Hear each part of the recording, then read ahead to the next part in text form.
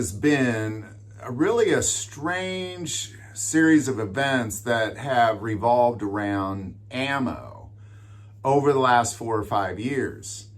And I really wholeheartedly believe that the reason there's so much just strange things, we'll get into what's going on with ammo here in a second, but the reason that's going on is because even way before that, the government has tried to control guns. They've tried to control who can have them, what they can have. They definitely want to know what you have. Most of the government wants a registry bad, and there's little efforts on trying to establish that, but most of those have been challenged in court because for the most part, our freedom to carry and hold guns and have guns have been upheld, and our freedom to restrict what the government knows about our guns has been, for the most part, upheld. Now, we could talk about what the government knows about your guns in a whole other video. I don't believe, and I don't really see a scenario where they would know what kind of guns I have and so on. Do they know I own guns? I'm sure they do. Do they know what kind of guns and how many? I don't believe they do. So what the government has done as they've chiseled away at our Second Amendment rights through guns is they realize, well, wait a second, the court isn't protecting ammo like they're protecting guns. That's a big deal because now what we're seeing is there is a control of ammo. And it's not just the government, it's the private sector getting in on it as well. Because the combination of ammo rules, and we'll talk about what those are here in a second, the combination of ammo rules and red flag laws that are, for the most part, local things. There's no red flag laws in Missouri, but they seem to be all over this country. And then you have power-hungry sheriffs thrown in the mix. Here's the strange thing that's really taking place in ammo, and this is, you need to avoid doing this, first of all, because if you're doing this, you're being tracked.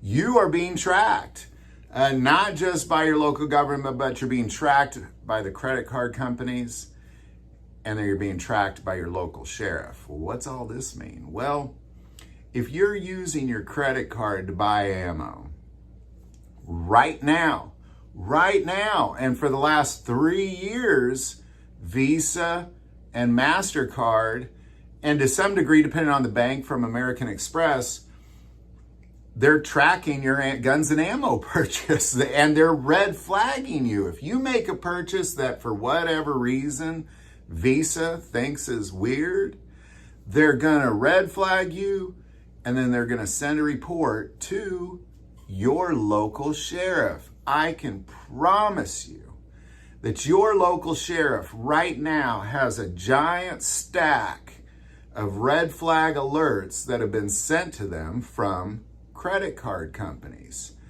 Well, the reason I know that is because in 2022 alone, 5.1 million red flag alerts have been sent to local sheriffs from Visa and MasterCard. And that's not including American Express or Discover or the smaller banks. That is just Visa and MasterCard.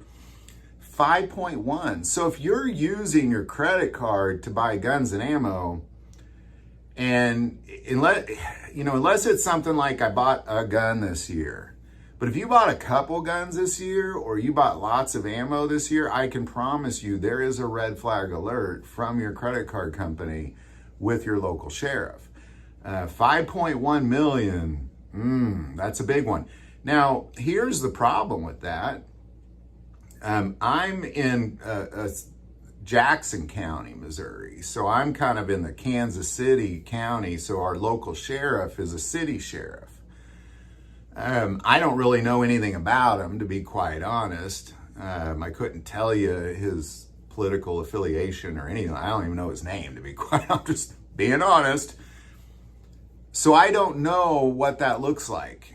But once you get into the outskirts, into the country in Missouri, I can almost guarantee that the sheriff is filing that in the garbage, most likely, but not all of them. Not all of them.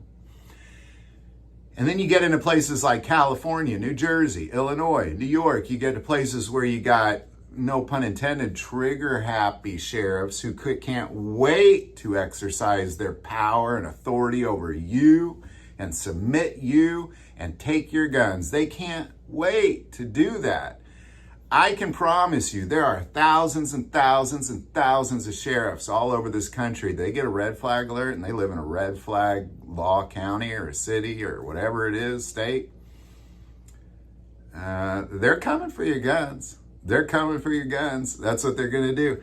And the red flag laws, I've said this before, they are by far the most dangerous thing to the Second Amendment, simply because all they have to do is think of you as dangerous, and they can take your guns. No due process, no day in court. Eventually you'll have your day in court, but it's take the guns first, like our presidents have said in the past. Take the gun. I like take the guns first, and then you go to court. That's always what the government wants. It's the biggest threat to the Second Amendment. Well, why? Well, think about it for a second. Nazi Germany was very, very gun friendly, but there was a moment in time where they decided that the Jews were just a little too dangerous. So if you were a Jew, you lost your gun rights, and they took your guns.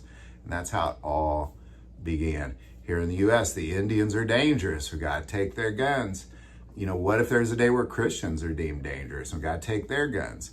This is the problem with red flag laws, is it usually leads to a tyrannical, murderous government.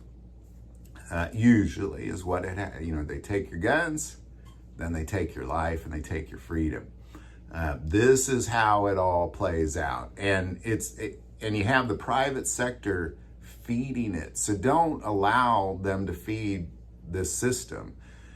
Go to the ATM, get some cash. It's just as good as money. Take it in, buy your ammo with cash, buy your guns with cash. Stop using credit cards. And to be honest, with all the credit card fees, most people give discounts when you don't use credit cards. So